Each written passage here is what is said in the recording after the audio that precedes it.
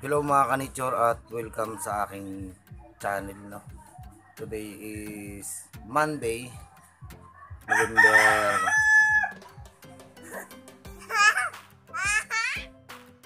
9. So magsasabog tanim kami or direct seeding. May baby.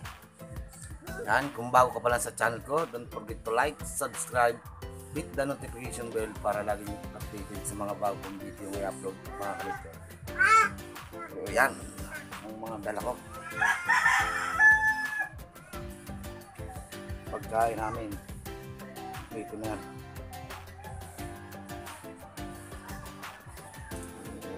Let's go. Ako may kasama, so naghihintay na yun doon sa sa tubigan namin pagsabugan ng direct seeding. So bye-bye. Bye-bye. Kiss muna si Papa dali. Bye-bye. Okay.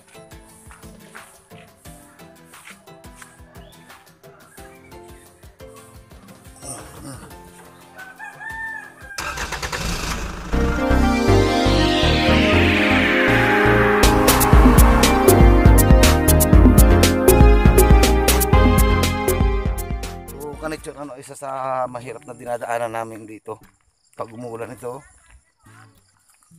Yan. Yan, dapat ito matambakan kahit dalawang truck, tatlong truck man lang. Yan. O, para maging maayos man lang itong daan ito. Hindi nakahon. Nagpatulong na lang.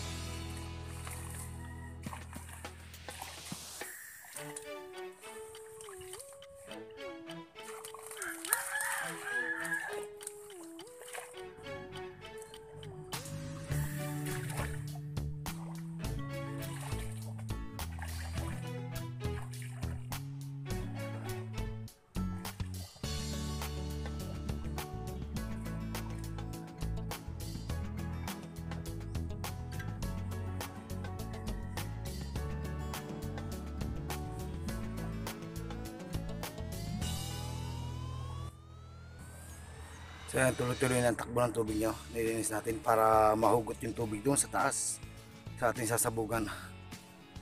Medyo masukal kanina pala. Yan, gumagalaw na rin yung tubig niya dito. Yun o, umuusad na rin.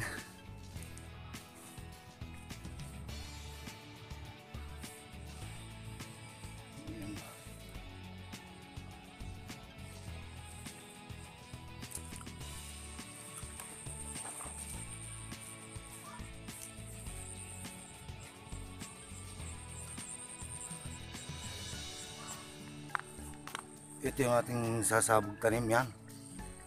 Yung markado ito, kalahating hektarya. So hintayin ko lang yung kasama ko para hilahan ng bato, no.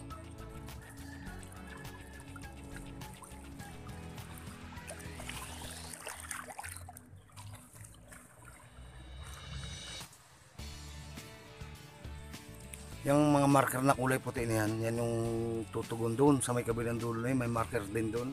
Hihilahan niya ng bato para magmarkang kanal yan. Kailangang sukatin yan para yung sa pagitan ng pag-i-spray natin ng pamatay damo, no? Dito siya tutungtong sa kanal, dito ang kabila. So kahit dito siya tumungtong sa kabila kanal, abot yung dulo ng nozzle ng ating knapsack sprayer, no?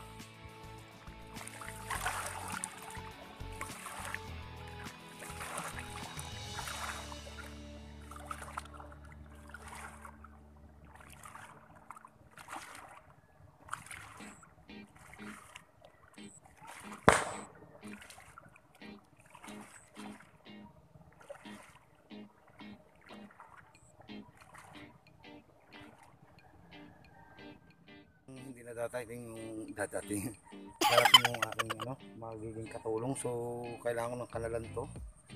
Tutuloy ko na yung pagkanalan kasi sinimulan ko na. Walang siguro mag-isa kaya tatapusin ko na lang din. So, upahan natin yun. Babayaran sana natin yun ng 600. Pinikalating araw niyang kakanalan to. Tapos ako na akong sasabog nung ating binhi. So wala eh. Kaya kailangan ako nang gagawa.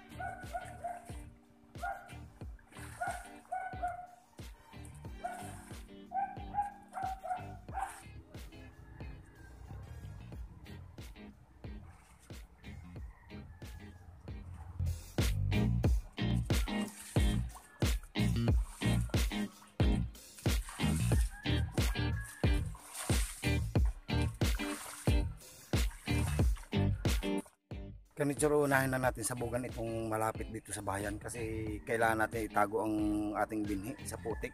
Kasi kung yan nakalutang, marami kasing manok dito. Tutukoy dito ng manok. So kailangan natin sabugan na.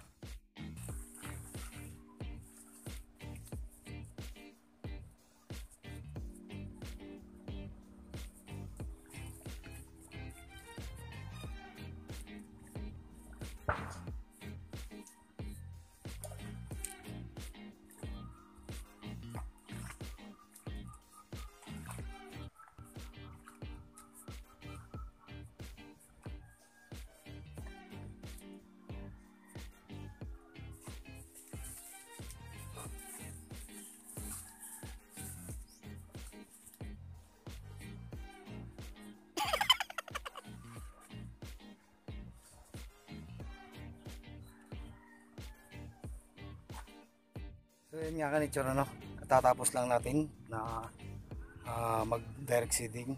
Nasabugan ko na rin siya.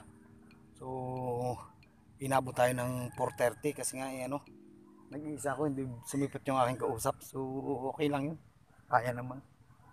So yan, tapos na. After mga 8 days babalikan ko to para mag-apply ako ng ng pamatay damo or herbicide. So yun lang, hanggang sa susunod ko pang mga video. Maraming salamat sa inyong panonood. Bye bye.